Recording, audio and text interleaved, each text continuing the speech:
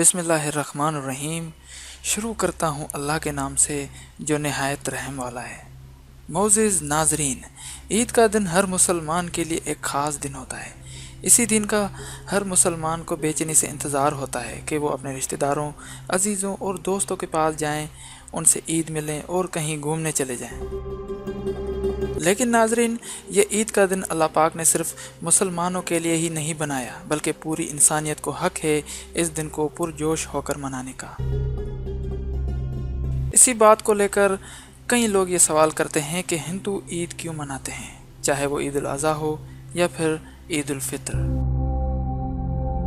ناظرین، عید منانے کا تہوار در حقیقت ہندو مذہب میں نہیں ہے۔ وہ مذہب کے مطابق دیوالی یا ہولی منا سکتے ہیں، لیکن ناظرین، محبت ایک ایسا مذہب ہے جس کا کوئی مذہب نہیں ہوتا۔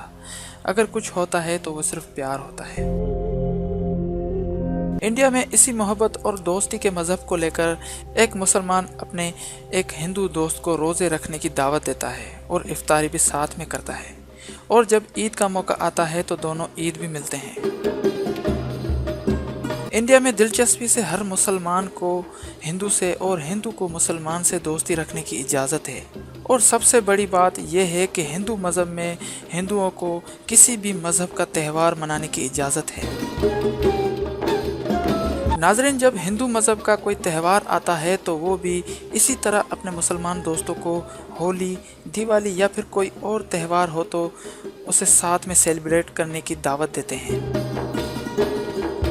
اور آپ نے اکثر دیکھا ہوگا کہ ہمارے کافی مسلمان بھائی مندروں میں بھی جاتے ہیں اور اپنے ہندو دوستوں کے ساتھ کھانا بھی کھاتے ہیں۔ ہر مسلمان اسی چیز کو غلط سمجھتا ہے، لیکن میرے بھائی، پیار، دوستی اور انسانیت کا مذہب سب سے بڑا مذہب ہوتا ہے۔